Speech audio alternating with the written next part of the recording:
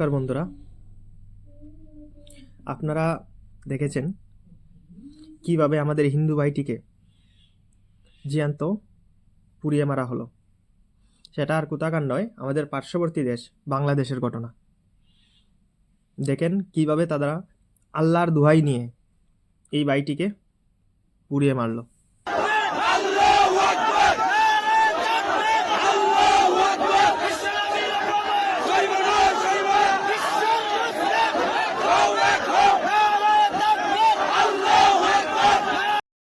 বন্ধুরা, আপনাদের সবার কাছে আমার একটাই অনুরোধ, এই যে বাংলাদেশের এই ঘটনাটি হলো, সেটার সঠিক বিচার চাই।